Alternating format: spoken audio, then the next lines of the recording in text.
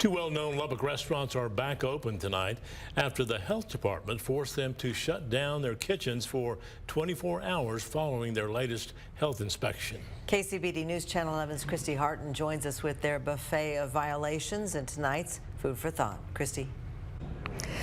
Karen and Abner, the two that you mentioned are just two of our 4 low performers this week, but it's not all bad news. We have nearly a half dozen top performers as well, but we do start with those violations.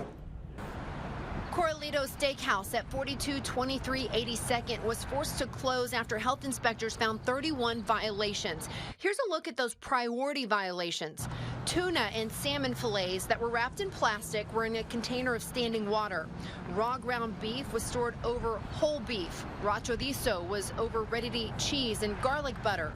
Uncut produce was not rinsed before juicing. The blade of the can opener was dirty. An employee was drinking out of an uncovered cup and did not wash their hands before handling food. An employee turned off the faucet with their bare hands. A barrier, like a paper towel, must be used to prevent cross-contamination. Multiple spray bottles were not labeled. A cleaner was stored over napkins and pan liners. The basin of the mop sink was not draining and had undrained sewage. The mop sink faucet is not available for use because it's directly connected to the hose of the chemical dispenser. Several food items were not properly date marked. Several ready-to-eat products were held past their use-by date. Ice buckets were cracked. And the inspector notes, due to the number and the nature of the violations, management did not show proper food safety knowledge. Management tells us everything has been corrected. They reopened the following afternoon, and they say they are striving to go above and beyond. Hayashi Buffet at 5608 Slide Road had 31 violations. They were also forced to close for 24 hours. Here's a look at their priority violations. A container of chili sauce was on the floor without a cover. It was above the safe cold temperature of 41 degrees. Multiple other food items like cooked beef, cut fruit, noodles were not 41 degrees or below. Several items on the buffet were not at least 135 degrees. Raw chicken was stored above raw shrimp, and raw shrimp was over ready-to-eat foods. Clean plates and bowls at the buffet line had food residue on them. A pizza slicer was with clean utensils, but it was dirty.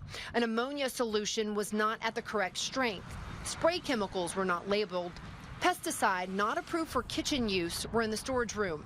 A hand sink was blocked by a rolling cart. The lid on the reach-in ice cream cooler is cracked. It was sealed with an adhesive, but not smooth and easily cleanable. Management tells us everything has been corrected, and they are taking additional steps to make sure everything stays up to code. They reopened the following day. Tea to Go at 3333 82nd had 22 violations. Here are their priority violations. Cut lemons and limes in an ice bath with no ice were above the safe cold temperature of 41 degrees. Measuring spoons and a soda gun were on a dirty prep table. An employee cleaned up a spill off of the floor and then returned to food service without washing their hands. Spray bottles were not labeled. The waste pipe under the 3-compartment sink was leaking onto the floor. The inspector notes, due to the number and the nature of the violations, food safety knowledge was not demonstrated. Blocks of bare wood were used in a cabinet. The material must be smooth and easy to clean. The bottom shelf of a prep table is rusted, and a foam sponge or foam eraser type of sponge were being used. The report shows most of the violations were corrected at the time of the inspection. Rita's Donuts at 2625 50th had 11 violations. Here are their priority violations.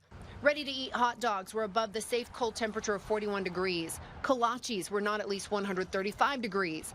Records were not kept for time temperature control for food safety.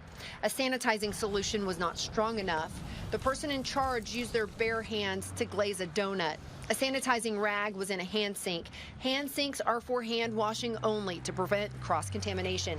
A trash can was blocking a hand sink. And the inspector notes, due to the number and the nature of the violations, management did not show proper food safety knowledge. The report shows most of the violations were corrected at the time of the inspection. Now to the good news. Here's a look at this week's top performers.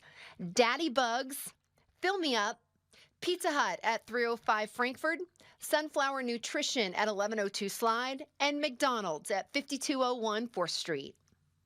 For a complete look at all of those violations, just head over to the Food for Thought section of our website at kcbd.com. Karen and Abner, back to you. Thank you, Christy.